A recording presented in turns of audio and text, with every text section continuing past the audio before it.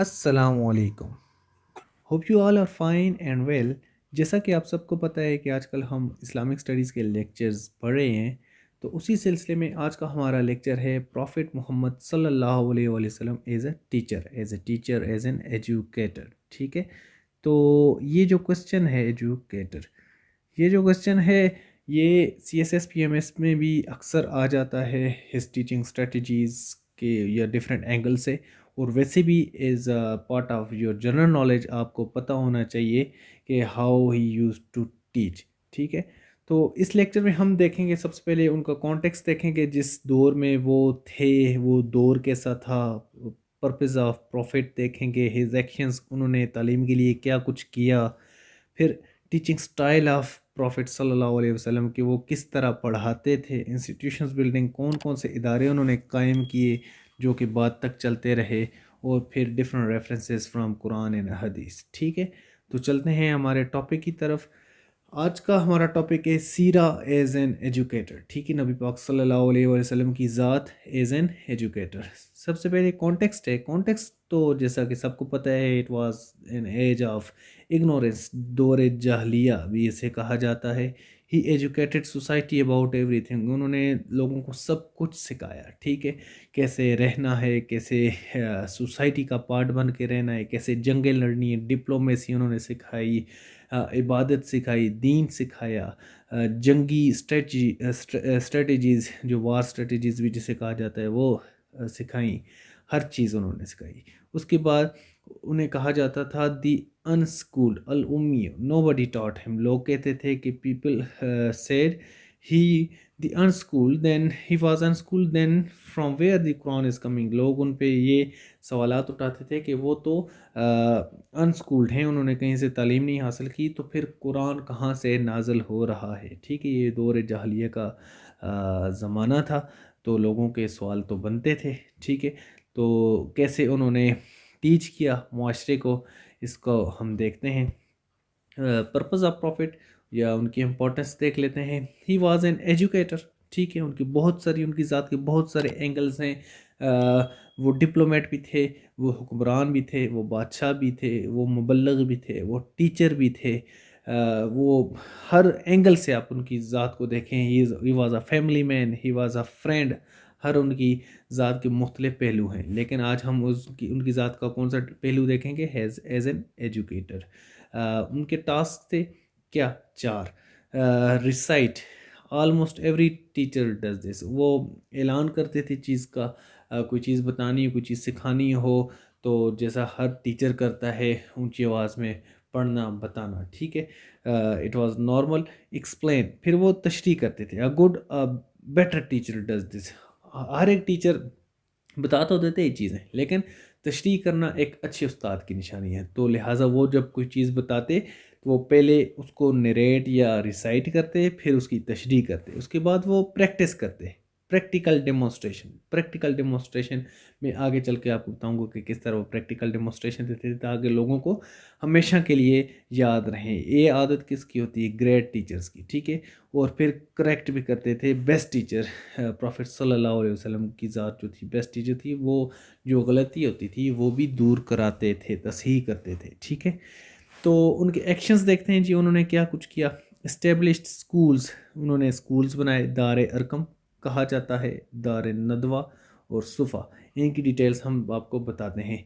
Encourage all types of educational language, science, diplomacy, accounting, मुख्तलिफ़ किस्म के एंगल से उन्होंने चीज़ें सिखाने की कोशिश की। मुआशरे में मुख्तलिफ़ किस्म के अलूम फैलाने की कोशिश की। ठीक है, डिप्लोमेसी भी सिखाई, साइंस भी सिखाई, मुख्तलिफ़ सहाबा कराम के ज़रिए ज़ुबानें सीखी, सिखाने के लिए कहा, मोटिवेट किया लोगों को कि different languages you should know. Set precedents for education, taught wife Hazrat Ayesha रज़ी अल्लाह ताला अन्हा को उन्होंने टीच किया, अपनी बेटियों को टीच किया। ठीक है, set education as a priority. ठीक है, तालीम को उन्होंने एक प्रायोरिटी दी। Education from prisoners of war, जैसे कि ग़ज़वा बदर की मशहूर है। ग़ज़वा बदर के जो कुफ़ार या नॉन मुस्लिम्स जो कैद थे, जंगी कैदी थे, उनको क्या ज़िम्मेदारी दी गई कि वो मुस्लिम बच्चों को पढ़ाएंगे, ठीक है। अब ज़ाहिर बात है वो दीन तो नहीं पढ़ाएंगे, वो लैंग्वेज सिखाएंगे, या जो नॉलेज है साइंस है या जो भी नॉलेज है उनके पास वो सिखाएंगे। ये बात किसने कही? नबी पाक सल्लल्लाहु अलैहि वसल्लम ने उनको ये मोटिवेट किया या ये पाबंद किया कि आप हमारे मुसलमानों को पढ़ाएंगे, ठीक है। इनकरेज लर्निंग फ्रॉम फॉरेनर्स, ठीक है। हाईलाइटेड सिमेंटिक एंड लिंग्विस्टिक्स, ठीक है, लिंग्विस्टिक्स को भी उन्होंने प्रोमोट किया कि आपको अजमियों की भी ज़ुबानें आनी चाहिए, आपको फ़ारस की ज़ुबान आनी चाहिए, आपको रोम की ज़ुबान आनी चाहिए, आपको शाम की ज़ुबान आनी चाहिए, ठीक है। टीचिंग स्टाइल क्या था जी उनका? ईजी लैंग्वेज यूज़ करते थे, हमेशा आसान तरीन अल्फाज में वो लोगों को समझाने की कोशिश करते थे, ठीक है। फिर रेपिटेशन करते थे, चीज़ों को रिपीट करते थे। जब आपके सामने कोई चीज़ पहली दफ़ा पढ़ी जाए तो लाजिम नहीं है कि आपको याद हो जाए, लेकिन वो अगर रिपीटेडली आपके सामने पढ़ी जाए तो आपकी टेम्पररी मेमोरी से परमानेंट मेमोरी में चली जाती है। टेम्पररी मेमोरी, ठीक है, टेम्पररी मेमोरी होती है एक इंसान की, और एक होती है परमानेंट मेमोरी, ठीक है, परमानेंट मेमोरी, ठीक है। तो जब रिवीजन होती है या रेपिटेशन होती है तो चीज़ें परमानेंट मेमोरी में चली जाती हैं। पॉजेज़ लेते थे पढ़ाते हुए, रुक रुक कर आहिस्ता आहिस्ता पढ़ाते थे। ये नहीं कि तेज़ी से पढ़ा दें और अपनी ज़िम्मेदारी निभा ली, अगर उनको समझ आती है आए ना, नहीं आती नहीं आई, तो लेट डाइजेस्ट, वो लोगों को पुराना हज़म होता, मीन्स कि लोगों को अगली समझ आती तो तब नेक्स्ट पे जाते थे। Appropriate level, he would understand the level of audience. अब लेवल को वो ऑडियंस की या अपने स्टूडेंट्स की या अपने सुनने वालों के लेवल को समझ कर वो पढ़ाते थे। For example, you are teaching a graduate student, master students और एंड इंटर और मैट्रिक लेवल स्टूडेंट्स, तो हर लेवल के स्टूडेंट को आप उसके लेवल को जांच कर पढ़ाएंगे, ठीक है। आप अगर एक मैट्रिक लेवल या प्री स्कूलिंग के बच्चे को आप फ़िलासफ़ी समझाने की कोशिश करेंगे तो ये उसके लिए समझना मुश्किल हो जाएगी, लेकिन अब आप मास्टर्स लेवल के स्टूडेंट को बच्चों की तरह भी नहीं समझाएंगे, तो आप लेवल समझ कर समझाएंगे, जो कि नबी पाक सल्लल्लाहु अलैहि वसल्लम का मेथड था। डायग्राम्स बनाते थे मड पे, जारी बात है उस टाइम कोई वाइट बोर्ड्स या ब्लैक बोर्ड्स या और कोई स्क्रीन्स तो नहीं होती थी, वो ज़मीन पर, ऐसे ज़मीन पर, फॉर एग्ज़ाम्पल ये ज़मीन है, हाथ में वो छड़ी लेते थे और छड़ी से डिफरेंट डायग्राम्स बनाकर ड्रॉ करके ऐसे सिखाते थे, ठीक है। जब आपके सामने एक पिक्टोरल रिप्रेजेंटेशन आ जाती है, किसी भी लर्नर के सामने टीचर अगर कोई ड्रॉ करके समझाता है तो लोगों को उसकी बेहतर समझ आती है, वो कभी भी नहीं भूलती, वो इमेज आपके माइंड में हमेशा परमानेंट मेमोरी में रहती है, ठीक है। हल्का making, in circle teacher in centre, for example वो ऐसे हल्का बनाते थे, ठीक है, गोल दायरे में लोगों को बैठाते थे, सेंटर में वो खुद होते थे और सबकी नज़र उन पर होती थी, वो सेंटर में या इस तरह का कुछ यू शेप बना दिया, इधर सामने दे बीच में खड़े हो गए, सब उनके सामने बराबर है, ठीक है। तो इस तरह वो समझाते थे तमाम साइडों से। Today in kindergarten they adopted it, kids around single large table. अब आजकल जो किंडरगार्टन जो स्कूल्स का जो कॉन्सेप्ट है प्री स्कूलिंग का, वो भी इसी तरह करते हैं, एक बड़ी सी टेबल उन्होंने बनाई होती है, ठीक है, इस तरह की यू शेप समहाउ। तो बच्चे ऐसे ऐसे ऐसे साइडों पे बैठे होते हैं और टीचर क्या होती है सेंटर में, टीचर मूव भी करता है या करती है, ठीक है। तो सारे बच्चे उनके बराबर होते हैं, सामने हो गए, ठीक है। यूज़ ऑफ हिकमा, ठीक है, हिकमत का इस्तेमाल करते थे, वो चीज़ का क्रक्स समझा देते थे, ठीक है। जो मेन पॉइंट है, मरकज़ी ख्याल है, या आप उसे थीम कह लें, ठीक है। इंस्टीट्यूशन बिल्डिंग, उन्होंने 2-3 किस्म के इंस्टीट्यूशंस बनाए हैं। कौन कौन से? इस्टेब्लिश्ड मॉस्क स्कूल्स, ठीक है, मस्जिद स्कूल जिसे बोलते हैं, मस्जिद, ठीक है, मस्जिद स्कूल्स बनाए उन्होंने।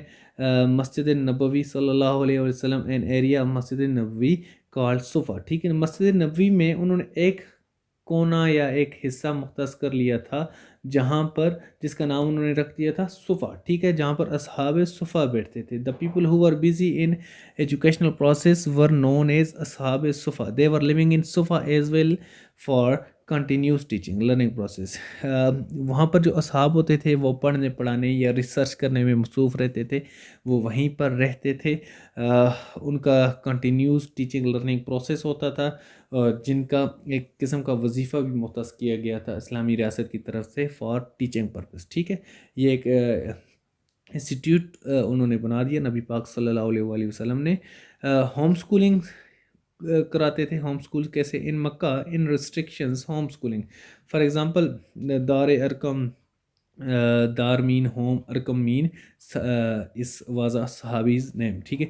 होता क्या था जब मक्का की ज़िंदगी थी मक्की ज़िंदगी जब थी तब जारी बात है इस्लाम इतना फैला हुआ नहीं था और जो कुफार मक्का थे वो मुसलमानों को तंग करते थे रिस्ट्रिक्ट करते थे आपको सरेआम इबादत करने की इजाज़त नहीं देते थे बहुत सारी मुश्किलात खड़ी की हुई थी तो स्कूलिंग का या दीन फैलाने का बड़ा प्रॉब्लम था। तो उन्होंने नबी पाक सल्लल्लाहु अलैहि वसल्लम ने उस दौर में दारुल अरकम बनाया जो कि हज़रत अरकम एक सहाबी का नाम था। उनके घर में एक स्कूल बना दिया प्रॉपर टाइम हो गया होता था वहाँ पर मुख्तलिफ़ सहाबा इकराम आते थे या मुसलमान आते थे वहाँ पर उनको टीच किया जाता था ठीक है। तो दारुल अरकम का कॉन्सेप्ट वहाँ से आया ठीक है। stipend system state of Medina sorry the state of Medina was bearing expense of living and meal of people engaged in teaching learning for example असहाब सुफ़ा ठीक है। इस्लामी रियासत की तरफ से जो वजीफ़ा मुख्तस किया गया था असहाब सुफ़ा के लिए ये भी इस्लामिक जो स्टेट थी उसने इंट्रोड्यूस करवाया था for the purpose of teaching learning और for the purpose of education ठीक है। कुरान और हदीस की कुछ रेफरेंसेस बताता हूँ जी कि जो नबी पाक सल्लल्लाहु अलैहि वसल्लम की निस्बत से हम तक आई या दीन ने दी। सूरह अलक में फर्स्ट वर्स है read with the name of your Lord ठीक है। सूरह अलक की जो पहली ही आयत है वो आपको पढ़ने के लिए मोटिवेट करती है ठीक है। उसके बाद सूरह रहमान है अल रहमान अल्लमल कुरान ठीक है। I am Lord who taught Quran ठीक है। मैं खुदा हूँ अल्लाह ताला कहता है जिसने आपको कुरान सिखाया ठीक है।